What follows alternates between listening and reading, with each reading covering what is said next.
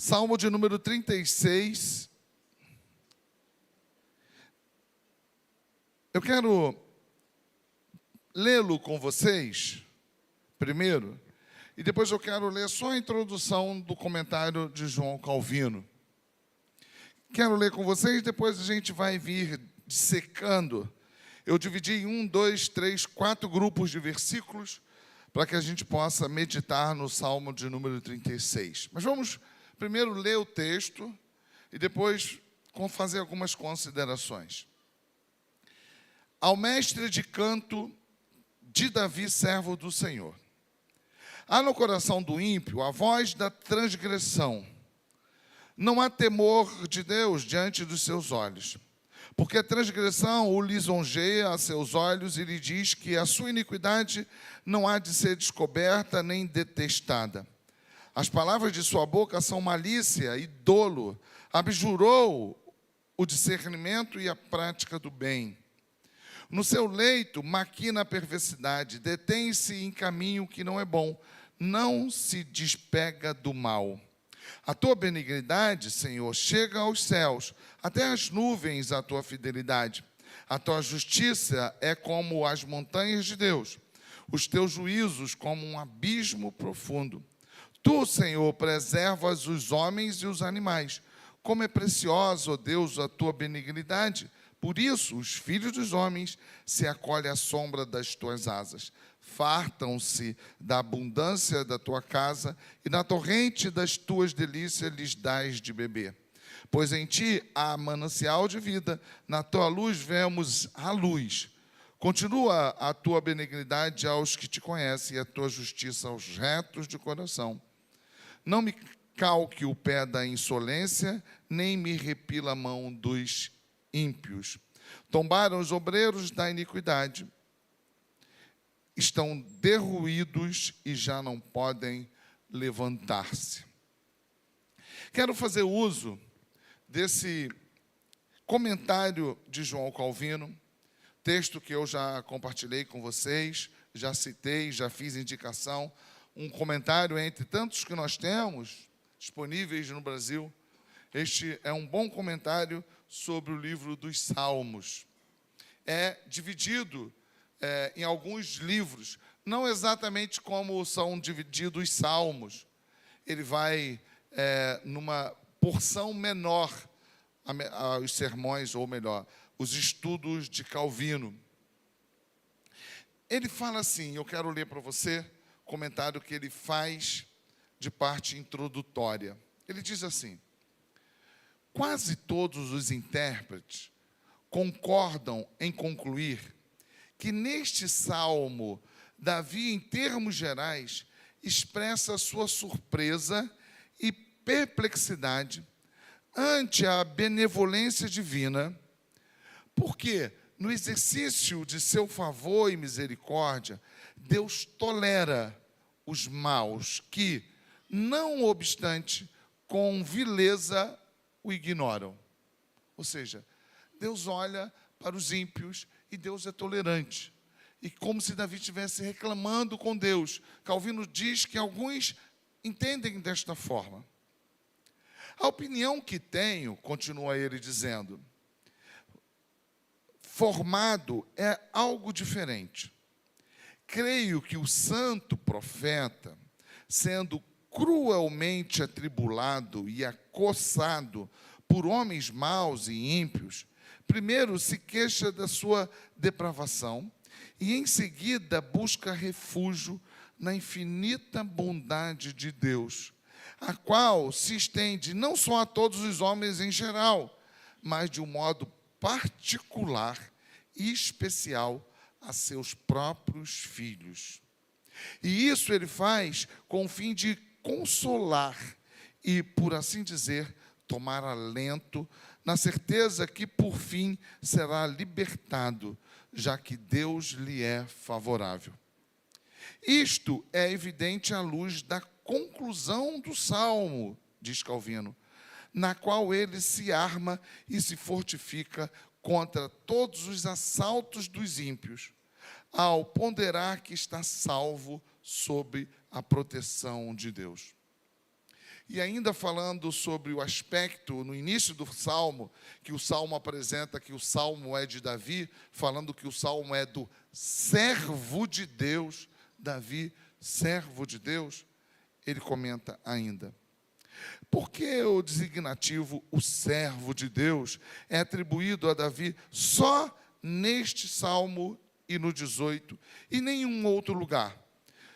Isso não pode ser positivamente determinado, a menos que, sendo ele vitorioso num conflito de todo mais difícil, provou a si mesmo ser um valente guerreiro, um invencível campeão aos olhos de Deus.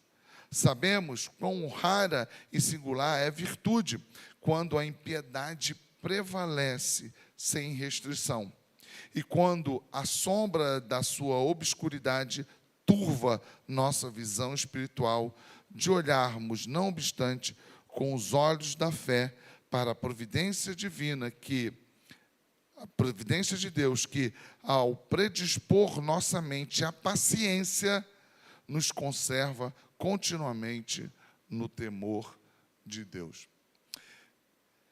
Eu quis ler isso para vocês porque eu entendo que este é o caminho para que a gente possa interpretar corretamente o capítulo, ou melhor, o Salmo de número 36, o Salmo 36 do livro dos Salmos. Vamos orar mais uma vez. Deus, é a Tua palavra santa, inspirada pelo Espírito Santo. Estamos nós aqui limitados e falíveis diante dela, diante da palavra santa, perfeita, a autoridade revelada diante de imperfeitos como nós. Então, Senhor, queremos clamar que a Tua palavra santa e perfeita chegue aos nossos corações.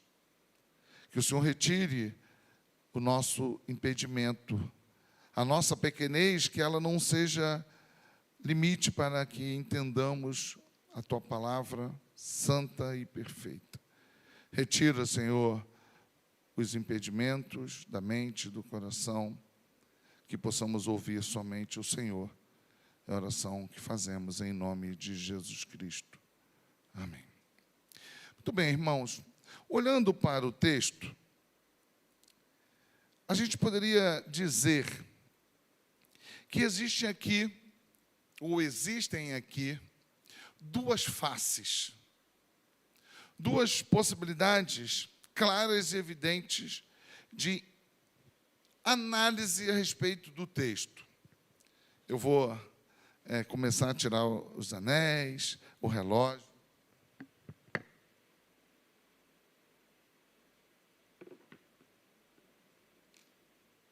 Eu nem sei por que eu faço isso. Eu só fui descobrir que fazia numa classe de novos membros, que eles começaram a mexer comigo e perguntar por que eu fazia isso durante a aula. E aí eu percebi que eu fazia isso, né? E agora eu assumo o que faço, mas eu tenho a necessidade de tirar aquilo que está na minha mão, e é possível tirar. O óculos, o anel, o relógio. Muito bem, então existem duas possibilidades da gente interpretar esse texto sem que a gente incorra em erros. O primeiro e principal é que a gente precisa estar atento à realidade de Davi, já expressa em tantos outros salmos. Qual é a realidade? Davi é um homem perseguido. Davi é um homem que está sendo perseguido por ímpios, por pessoas perversas, como lemos no Salmo 35, que querem lhe tirar a vida. Isso está claro, em muitos salmos isso é disposto. Às vezes o próprio salmo nos diz que é Saul, às vezes o próprio salmo nos diz e aponta com clareza que é seu filho. Ou quando isso não ocorre, há um senso comum que Davi está sendo perseguido, pelo menos por essas duas pessoas, e aqueles que eram arregimentados por estes, o rei Saul e o seu filho, Absalão. Então sabemos que os ímpios que Davi está citando, ou ímpio no singular, é uma caracterização do que não é crente, daquele que não é convertido em Cristo Jesus. Sim, Cristo Jesus no Antigo Testamento, porque todos que foram salvos em qualquer época só foram salvos em Cristo Jesus, porque não existe outro caminho para a salvação em qualquer época, em qualquer lugar, a não ser Cristo Jesus, o Senhor, o que se sacrificou. Aqueles que foram salvos na antiguidade, salvos pelo Cristo que viria. Nós que vivemos essa época, salvo pelo Cristo que já veio. Mas o único caminho de salvação é Cristo, o Cordeiro de Deus, imaculado. Então, o que Davi está dizendo tem muito a ver com o Salmo 1, quando ele faz distinção entre o homem de Deus que não anda, que não se assenta na roda dos escarnecedores, que não é como palha que é movida pelo vento e serve para ser queimada, mas o servo do Senhor, o crente em Cristo Jesus, ele é como árvore plantada junto ao ribeiro. Salmo 1. Já o ímpio, ele é tido para a perdição. Ele é alguém que despreza o conselho e a lei de Deus. E este salmo faz muito referência ao Salmo 1, como tantos outros salmos. Então, a primeira leitura do salmo é olhar para a música e pensar que Davi está, ao citá-la, falar da sua experiência. Ao citá-la, destacar que existem pessoas mais perversas que querem tirar a vida dele. Esse é o primeiro quadro. Quando nós lemos os primeiros, ou a primeira face desta verdade comunicada, quando nós lemos os primeiros 4 versículos, nós observamos isso. Leia comigo, por favor. Há no coração do ímpio a voz da transgressão. Não há temor de Deus diante de seus olhos. Não há temor de Deus diante de seus olhos. Porque a transgressão o lisonjeia, ou seja, a transgressão é como um elogio. A seus olhos, ele diz que a sua iniquidade não há de ser descoberta nem detestada. As palavras de sua boca são malícia e dolo. Abjurou, ou seja, desprezou, abriu mão, o discernimento e a prática do bem. No seu leito, ou seja, quando ele vai dormir, diferente do homem apresentado no Salmo 1, que medita na lei de Deus de dia e de noite, esse não. No seu leito, maquina a perversidade, detém-se em caminho que não é bom e não despega do mal, ou seja, não se afasta do mal em momento nenhum. Então, quando a gente olha para a história de Davi, é certo que Davi está pensando, considerando essas pessoas que o perseguem, que representam a iniquidade, que querem matar o filho da promessa. Nesse momento, tipificando a pessoa de Jesus Cristo, o rei Davi. Matar o rei Davi, estar em oposição ao rei Davi, é estar em oposição ao próprio Deus. Está em oposição ao próprio cristianismo, a mensagem de esperança, que é isso que Davi e o seu reino tipificam. Então, esta é a primeira face dessa mensagem. No entanto, na medida que a gente vai lendo a Bíblia, a gente vai ver que Paulo vai usar esse texto. E Paulo vai usar esse texto para falar da iniquidade, da impiedade humana. Então perceba, é verdade, Davi está falando acerca de seus inimigos, que querem matá-lo. Mas Paulo vai pegar o mesmo texto e vai tornar e vai apresentar com uma característica universal. Paulo vai dizer que estes que são inimigos de Davi, na verdade, representam a condição humana. Então, a gente começa a ter uma visão ampliada ou uma outra face a respeito do que pode ser essa descrição de Davi acerca dessas pessoas. A gente começa a pensar e lembrar, por exemplo, que quando Davi estava vencendo, lutando com Golias, nós estamos representados ali não por Davi, Davi representa a pessoa de Cristo, o resgatador, o que parece improvável, mas vence o mal. E nós somos aqueles todos inimigos de Israel, nós somos aqueles todos medrosos, afugentados diante da força de Golias. E mais uma vez, Davi representa o reino messiânico. E nós, olhando então para Paulo, estes maus perversos. E perceba, se você puder abrir lá, por gentileza, em Romanos 3, a gente poderia ler todo o trecho, desde o capítulo 1, mas não é esse o nosso objetivo, é só pegar um trecho. E a gente vai perceber que Paulo, a partir do versículo 9, ele vai se aproximar semanticamente, ou seja, da ideia do Salmo 36, e no final ele vai usar literalmente as mesmas palavras de um trecho do Salmo 36.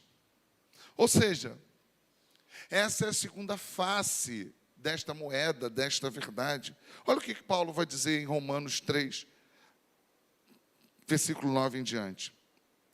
Que se conclui: temos nós qualquer vantagem? Está falando dos judeus. Não, de forma nenhuma, pois já temos demonstrado que tanto judeus como gregos estão debaixo do pecado.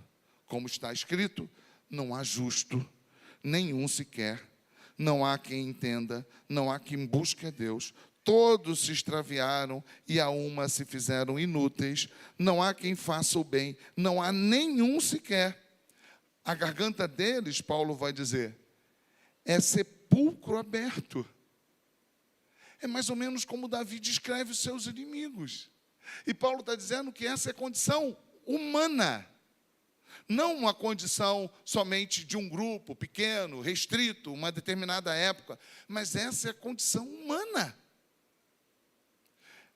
A garganta deles é sepulcro aberto. Lembra? Eles vão dormir meditando como a gente pode fazer o mal. Com língua, urdem, engano. E é muito interessante que nos Salmos, Davi fala incessantemente de como eles promovem calúnia contra ele e o seu reino, como um dos aspectos que compõem as ações de oposição, de repúdio à figura de Davi. A boca deles, eles a têm cheia de maldição e de amargura. São os seus pés velozes para derramar sangue. Nos seus caminhos há destruição e miséria. É o que Davi está passando. Desconheceram o caminho da paz. E ele termina citando o Salmo 36. Ele termina dizendo, não há temor de Deus diante de seus olhos. Ele cita o tal Salmo 36 para descrever esta condição comum a todos os seres humanos. Então o Salmo vai ganhando uma relevância, um entendimento que pode e deve ser aplicado à realidade de Davi, mas que tem um aspecto não só universal, mas atemporal, para todo tempo, toda época e lugar. Então, quando a gente lê novamente os 4 primeiros versículos, sabemos que estamos falando dos inimigos de Davi. É verdade, é real, é fato, mas uma atribuição dada por Paulo à condição comum. Há no coração do ímpio a voz de transgressão, não há temor de Deus diante de seus olhos, porque a transgressão lisonjeia os seus olhos, e lhe diz que a sua iniquidade não há de ser descoberta nem detestada. A palavra de sua boca são malícia e dolo. Abjurou o discernimento, ou seja, abriu mão do discernimento e a prática do bem. No seu leito maquina a perversidade, detém-se em caminho que não é bom, não se despega do mal. Paulo vai dizer, não há nem um justo sequer. E eu fiquei meditando e pensando nesse texto, é uma música, é uma canção. E o que Davi está apresentando é uma figura feia, é uma figura maligna, é uma figura de perdição, é uma figura de destruição moral. Não teme a Deus, não há sabedoria, não há entendimento. Lembra do Salmo 1? Não floresce. É uma música, mas se a gente associar o que Paulo está dizendo no capítulo 3 de Romanos, é uma descrição terrível do que somos. E eu fiquei lembrando, enquanto estudava e preparava o sermão, não sei por que motivo, mas me veio, assim, eu imagino o motivo, mas não sei se precisar, por que eu lembrei disso. Mas me veio a imagem do inferno de Dante. Eu não quero me aprofundar nisso, mas Dante Alighieri foi um escritor, que não só escritor, artista, do século XIII em Florença, na Itália. E ele escreveu um livro que passou a ser chamado de A Comédia Divina. E comédia, entendam, não é um escrito cômico. Comédia era algo que tinha um final feliz. A comédia estava em oposição à tragédia. Tinha tragédia, algo que era drástico ao final, e tinha comédia, algo que ao final concluía num ato de felicidade. Essa é a ideia de comédia. Então, a Comédia Divina de Dante Alighieri, escritor, artista do século XIII, é uma narrativa de uma trajetória, de uma viagem. Ele vai escrevendo poemas e é basicamente dividido em três cenas. A primeira cena é do inferno. A segunda cena é do purgatório. E por isso é comédia, e eu vou dizer agora. E a última cena, o último ato dessa narrativa épica, poética, é o paraíso. Por isso é comédia, porque termina de forma feliz. Mas o inferno descrito por Dante Alighieri é uma coisa horrorosa. É uma coisa horrorosa. 2 séculos depois, na mesma Florença, Itália, período do Renascimento, século XV, um outro artista, Sandro Botticelli, ele vai desenhar aquilo que é o inferno de Dante. E o inferno de Dante, eu fiquei pensando nisso, quero me fixar nisso, ele apresenta como se fosse um funil. Quem viu o filme Código da Vinci e a sua sequência, eu não lembro em qual desses filmes, a partir do Código da Vinci, o personagem Tom Hanks, que é um artista, um professor de arte, vai decifrar lá uma situação que vai terminar numa mentira, falando acerca da pessoa de Jesus Cristo, mas em dado momento ele se depara com um quadro, a imagem do inferno de Dante. São formato de um funil e a parte final é o inferno, que está no fundo da terra. São 9 círculos. E em cada círculo desse é apresentado um ambiente horroroso, feio.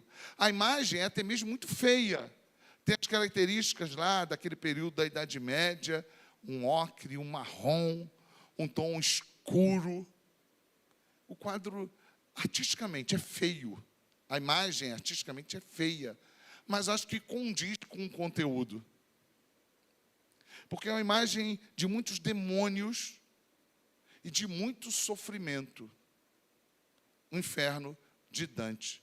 Ou seja, um artista, 200 anos depois, pintou a imagem que Dante Alighieri escreveu. Ele pintou. E por que eu lembrei disso? Embora nem seja a melhor imagem. Porque nessa canção, nesta poesia de Davi, Davi está pintando, entre aspas, uma imagem terrível. E que Paulo vai conseguir deixar ainda mais terrível. E o que é tão terrível que Davi escreve na sua canção? É uma descrição de quem é o homem. É uma descrição da perversidade, da malignidade humana. E aí em casa, depois você bota lá e procura o Inferno de Dante. E é legal para que você possa não ter conhecimento sobre esse artista renascentista, isso pode ser interessante, mas para você ter como uma imagem ilustrativa para isso que Paulo está dizendo. Paulo está descrevendo a condição humana. A condição humana é terrível. Ele está apresentando homens, pessoas mais perversas, que no ato do descansar, tramam a morte do outro. Pensam o tempo todo em tirar a vida do outro, de várias formas. Então é um cenário, a realidade humana, é um cenário horroroso, que não se decompõe imediatamente por causa da graça comum. Vou repetir. A condição, a realidade humana, só não se decompõe por causa da graça comum. Também revelada pela presença da igreja, que é sal da terra e luz do mundo. Apesar das nossas deficiências, das nossas mazelas, dos nossos pecados, apesar de sermos quem nós somos, a presença da igreja ajuda a preservar o mundo caído. E tanto isso que eu estou falando é verdadeiro, que Deus abominou olhar a humanidade e enviou o dilúvio. A expressão no hebraico que Deus se arrependeu, não fala de um Deus que foi surpreendido, mas fala de um Deus profundamente entristecido, descrito em Gênesis 6, e ele manda um dilúvio. Isso tem a ver com o que Davi está descrevendo nesse salmo, e nós, por causa de Paulo, ou seja, por causa do próprio Deus, usando Paulo, podemos saber que a descrição de Davi não se aplica restritamente à realidade vivida por ele, mas é uma condição da realidade humana, fétida, apodrecida, feia, afastada de Deus, que maquina o mal em tudo que é e faz. Maquina o mal em tudo que é e faz. E isso, como também uma obra de arte, que é o Salmo, como uma peça literária, que não é apenas uma canção, mas uma poesia de Deus. Os Salmos são poemas de Deus, usando a vivência e a experiência de Davi, muito mais profunda, eterna, sem comparação com os textos de Dante Alighieri. Sem comparação. E por que é legal a gente saber que é a palavra de Deus perfeita e esteticamente nos comunica beleza? Porque os versículos que se seguem fazem uma comparação destes, entre aspas, quadros de quem somos e de quem Deus é, revelando claramente um abismo entre estas duas imagens, uma impossibilidade de comunhão, de aproximação, porque uma é fétida, corrompida, maligna, e a outra é profundamente benigna, perfeitamente benigna. Então, se Davi descreve os seus inimigos, os ímpios, nos 4 primeiros versículos, e Paulo, usado por Deus, vai dizer, não, isso não é só um quadro do inimigo de Davi, esta é uma realidade humana. Nos versículos que se seguem, a partir do versículo 5 até o versículo 8, nós temos uma descrição poética acerca dos atributos de Deus. E é uma comparação, é proposital. É como botar uma carne fresca, um prato suculento, algo esteticamente perfeito, bonito, diante de algo apodrecido. É para se estabelecer parâmetro, é para se estabelecer comparação. Este é o objetivo do texto.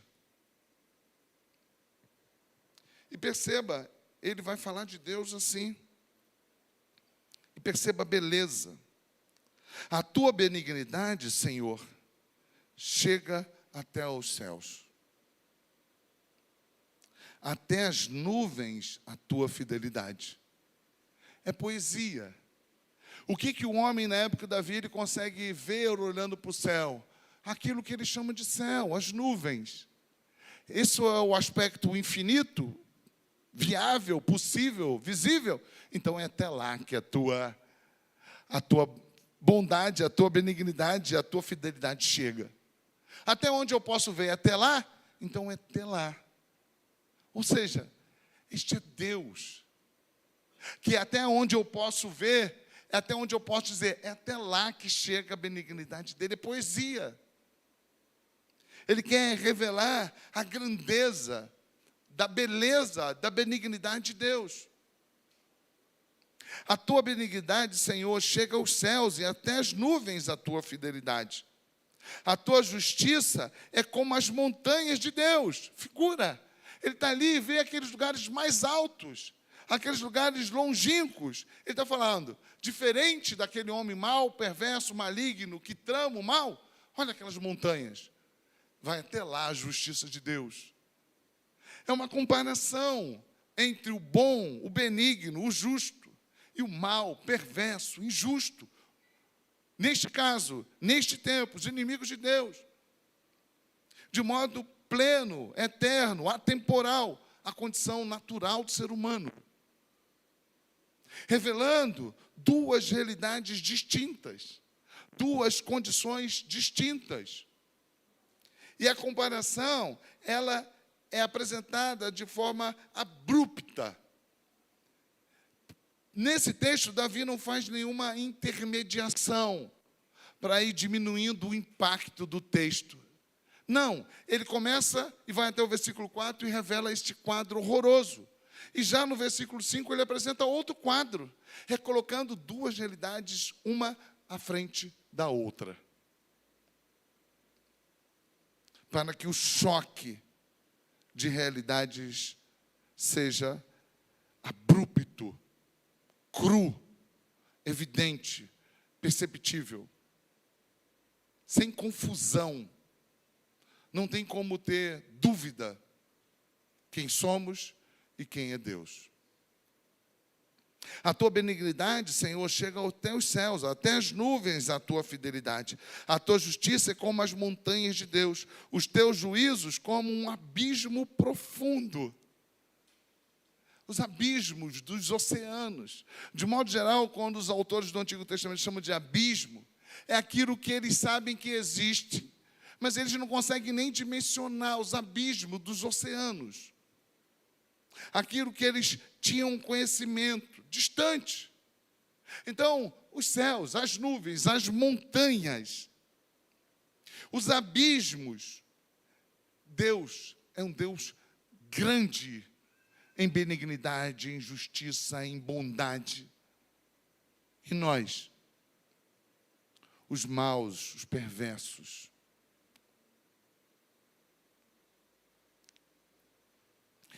E ele continua, tu, Senhor,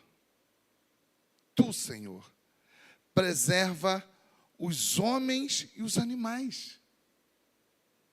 E lembramos do Salmo 104, quando fala detalhadamente que Deus está cuidando de todos, de tudo, alimentando os filhotes dos leõezinhos, os filhotes das cabras no alto das montanhas, alimentando o crente e o descrente. É isso que Paulo está falando, que Davi está dizendo. Que este Deus, ele é benevolente com todos, inclusive com os ímpios. Porque todos são alimentados pela sua mão. Ele está falando que Deus é benigno, Deus é bom, Deus é justo, mas ele agora está apresentando uma outra realidade, ou um outro atributo desse Deus. Ele é o Deus da providência, que providencia o sustento dos crentes e dos descrentes. E perceba como isso traz consolo para Davi. Porque ele está vendo os ímpios perseguirem ele. Ele está vendo aqueles que querem tirar a vida dele. Mas o próprio Espírito Santo está fazendo com que ele escreva, registre: Deus também é bom com aqueles que te perseguem. E isso faz, e o final do texto explicita isso com clareza, isso vai fazendo com que esse homem que sente muitas vezes amedrontado, frustrado, desesperado, ele não perca de vista quem é esse Deus. E afasta do coração de Davi o senso de justiça própria. Senhor, mata essas pessoas porque eles me perseguem, ponto. Mas Davi em momento nenhum fala assim nos Salmos.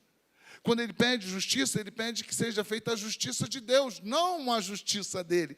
Porque esse Deus não age segundo a nossa justiça, mas segundo a sua própria justiça, que é perfeita.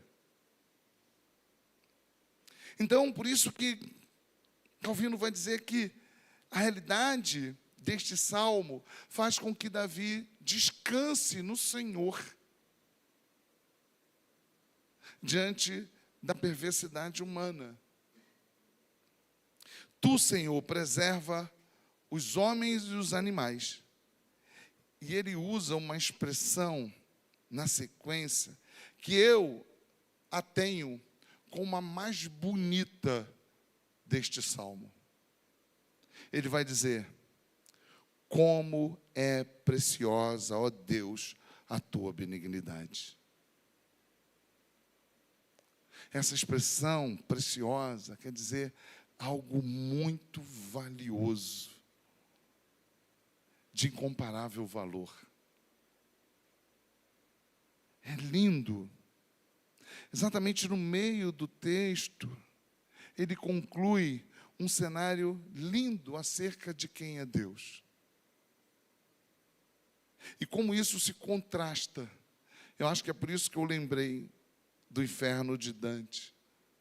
Como isso se contrasta com a realidade de quem somos e o que somos capazes de fazer. Ele usa uma expressão profunda e singela, como é preciosa. E perceba que a expressão, ó Deus, é uma parada de quem está extasiado, de quem está perplexo, de quem está boquiaberto. Como é preciosa, ó Deus. É alguém pasmado diante do valor incomparável da benignidade de Deus. Como é preciosa, ó Deus, a tua benignidade. Por isso, os filhos dos homens, a humanidade, diz alguns outros textos, porque é essa a ideia que está posta aqui, a humanidade. Perceba que ele quer apresentar de modo universal. Por isso, os filhos dos homens se acolhem à sombra das tuas asas.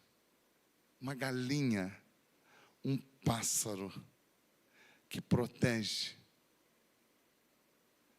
pios e ímpios, salvos e perdidos, crentes e descrentes. É o Deus que todos os dias sustenta a criação. E estes ensinos promovem consolo para o triste, perseguido, cansado Davi, diante daqueles que o perseguem. E o trecho termina, e perceba que ele está falando de providência. Fartam-se da abundância da tua casa, e na torrente das tuas delícias lhes dás de beber. A quem? Aos de Israel, aos crentes, a todos. A gente precisa lembrar que quando a gente fala de água nos textos bíblicos,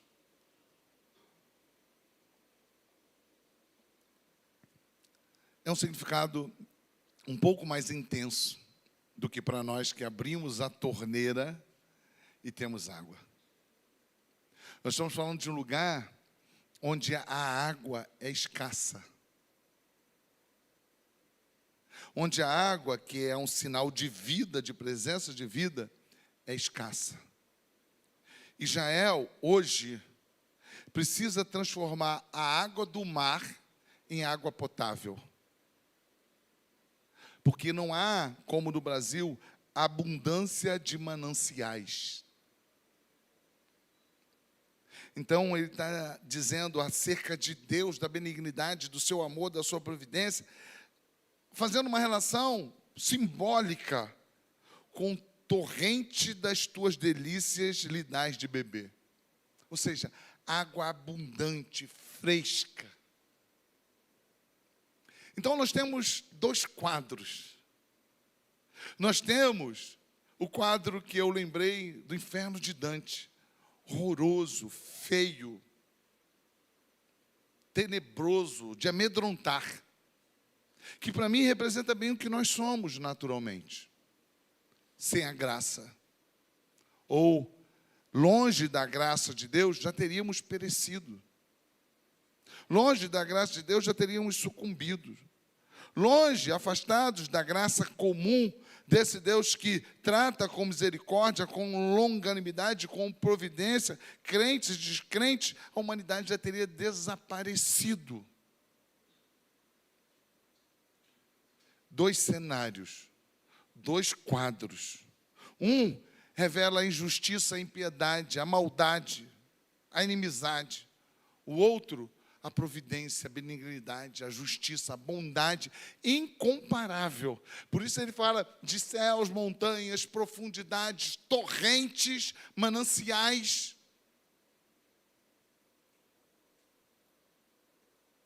E aí, no próximo versículo, vemos uma ponte que nos liga à condição, que nos apresenta a possibilidade única, exclusiva, de sairmos da primeira imagem, do primeiro quadro, da primeira realidade. É quando Deus, também, o Deus provedor, também nos oferta luz e vida. Quando este Deus nos arranca do primeiro quadro, do primeiro cenário, e nos traz por Ele mesmo para junto de si.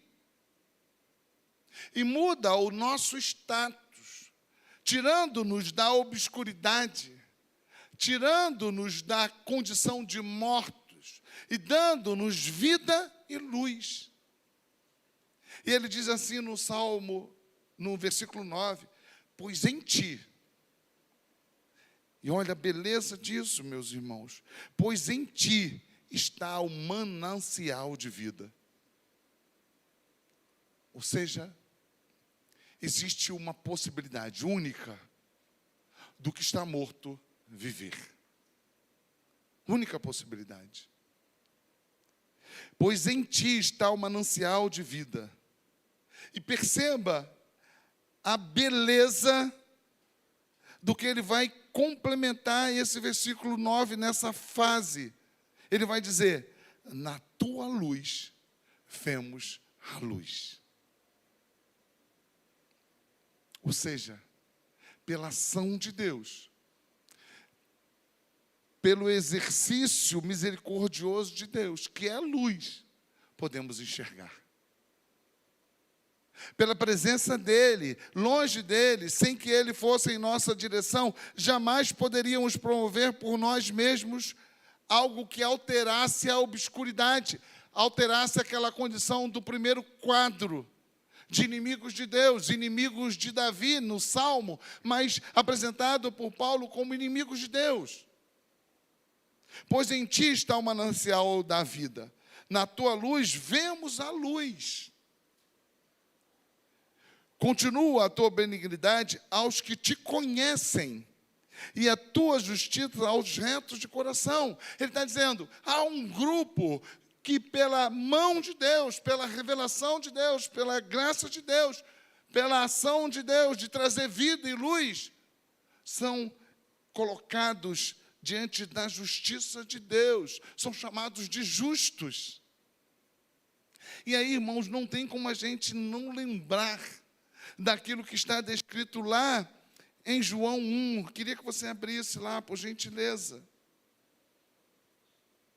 E perceba como João vai apresentar a pessoa de Jesus Cristo usando estas imagens do Salmo 36, falando acerca do Verbo de Deus como aquele que é a luz e a vida. E o salmista Davi está falando que pela presença de Deus nós vemos a luz, nós temos a vida.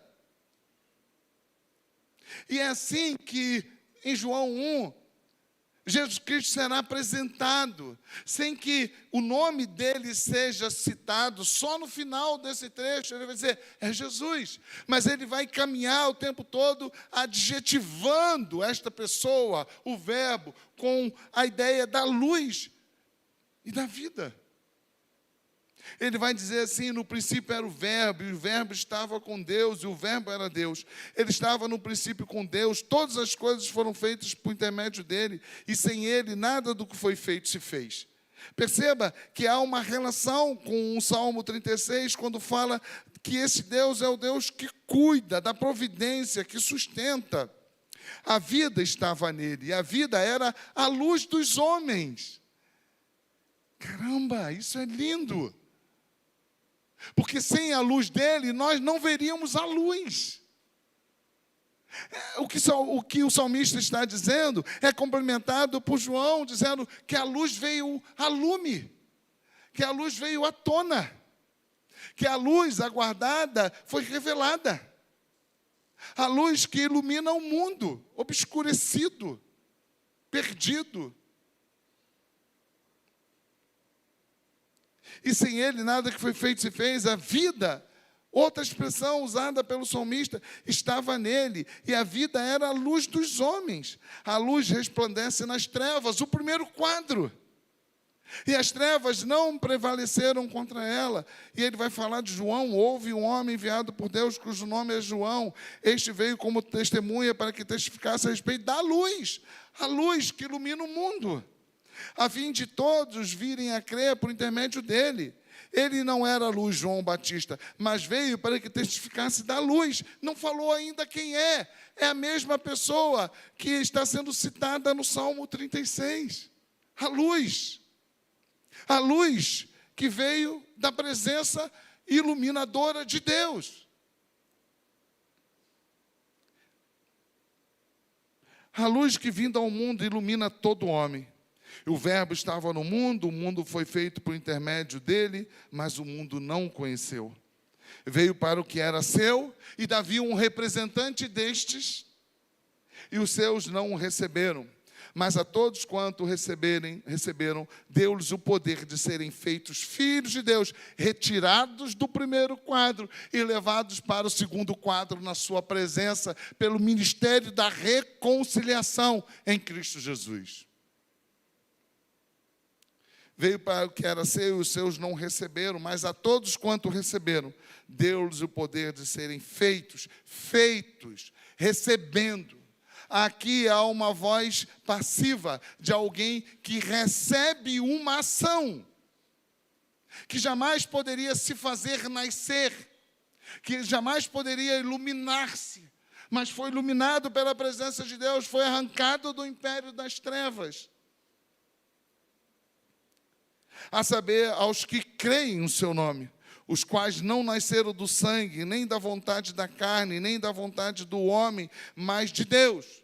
Então ele vai terminar e ele vai dizendo, apontando para quem é essa pessoa. E o Verbo se fez carne e habitou entre nós, cheio de graça e verdade, e vimos a sua glória como a glória do unigênito do Pai. E ele vai continuar o texto para dizer: por Moisés veio a lei, mas a graça por Jesus, o Cristo.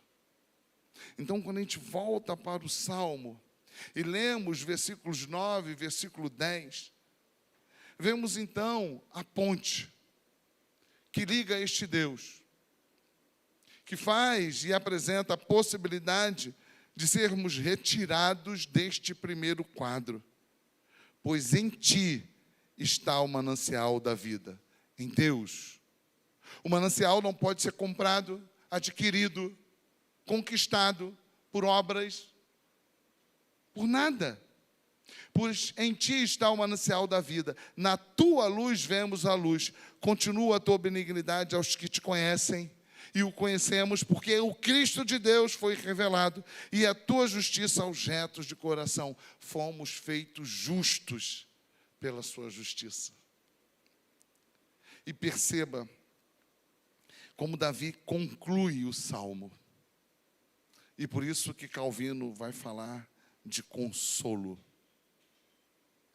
É olhar para a adversidade deste mundo, para as lutas, olhar para este mundo caído e saber: a esperança. O mal não vai vencer. Nem o mal que está ao nosso redor, nem o mal que nós mesmos conseguimos produzir. Nem o mal que aqueles que foram salvos em Cristo Jesus são capazes de produzir, nem o mal como um sistema, como um quadro